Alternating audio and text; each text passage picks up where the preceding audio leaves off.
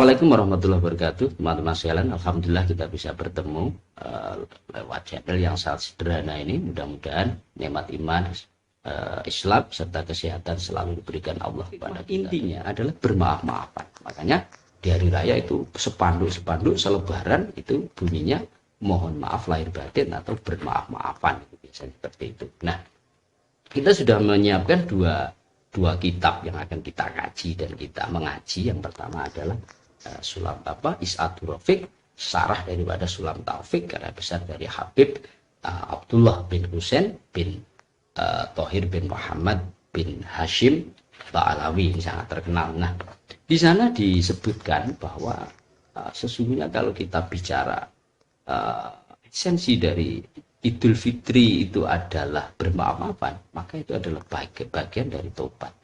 Jadi taubat ini selalu didengungkan, diperintahkan oleh Allah, karena memang itu adalah sesuatu yang sangat penting. Bahkan di dalam Is'atur Rafiq disebutkan anak taubata asrukul lima qongin wa miftahin. Jadi taubat itu sebenarnya adalah kunci dari atau pokok dasar dari derajat seseorang, dan kunci dari terbukanya pikiran dan hati seseorang untuk menjadi lebih baik. Nah, tobat ini memang tidak gampang ya, jadi gampang-gampang susah sebelumnya. Jadi ada beberapa syarat yang harus dipenuhi ketika tobat ini agar menjadi taubatan nasuha, begitu, taubat yang diterima oleh Allah Subhanahu wa taala.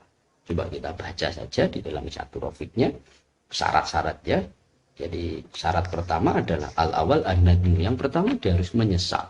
Jadi menyesal terhadap kesalahan dan dosa yang telah diperbuat. Wasani al-iqla anidhammi fil hal. Yang kedua dia harus melepaskan diri dari dosa yang dilakukan. Jadi tidak bisa orang tobat tapi di waktu yang sama dia melakukan maksiat atau dosa baik kepada seseorang maupun kepada Allah Subhanahu wa taala.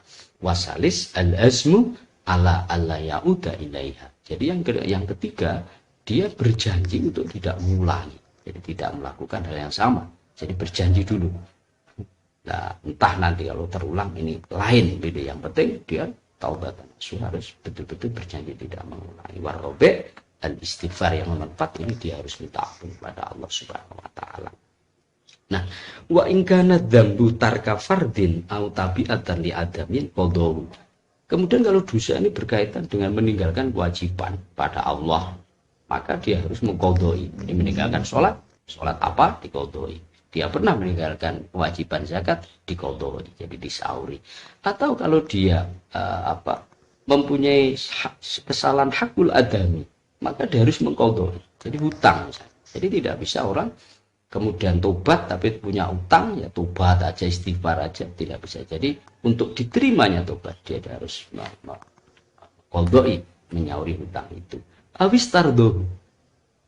Jadi atau dia minta halal, minta ridho. Tolaba minhul baro'ah minhu. Jadi dia minta dibebaskan. Jadi tanggungan itu dibebaskan. Nah, yang menarik adalah membebaskan tanggungan itu harus diperinci kesalahannya. Jadi kesalahan-kesalahan itu atau tidak. Ulama terjadi khilaf. Jadi qala Suhaimi walau baro'atan majulatan inda Abi Hanifah wa Malik. Jadi membebaskan tanggungan, membebaskan dosa hakul adami ini bisa majhul menurut Abu Hanifah maupun sekalipun membebaskan ini adalah sesuatu kesalahan yang majhul, begitu ya. Makanya kalau di hari raya ya kosong-kosong ya, begitu. Itu artinya adalah saling memaafkan dan dia baroah secara penuh terhadap orang lain, dan dia juga menerima baroah penuh pembebasan dari orang lain. Ini diperbolehkan melakukan. Akan tapi wa amma indana fala tasihhu minal majid. Menurut Imam Syafi'i tidak bisa seperti itu. Jadi harus diperinci. Dari kesalahannya apa? Gitu ya. Dulu saya pernah nyuri jambu, saya pernah ngerasani manjenengan, saya pernah. Jadi diperinci menurut Imam Syafi'i, dan ini saya kira amat berat. Jadi kita berpindah ke madzhab Hanafi, Malik yang tidak harus diperinci. Wala yajuzu i'lamul muhtab idza khasya dararan bihi ala nafsi aw ghairihi. Jadi di penjelasan seterusnya, kalau orang itu punya salah ngerasani, maka kalau isi dari ngerasani itu ya, dari ngerumpinya itu kalau kita sampaikan justru membahayakan kepada diri kita dan orang lain, maka justru harus dihindari.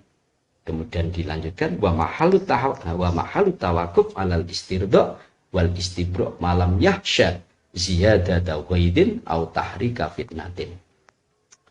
Kemudian syarat tobat ini harus minta ridho, kemudian diperinci itu secara global itu. Kalau kita sampaikan ini aman, gitu ya. Akan tapi kalau tidak aman, jadi kalau kita sampaikan itu justru terjadi ziyadata ghaidin, akan menambah marahnya dia. Au tahrika fitnatin, atau timbul fitnah.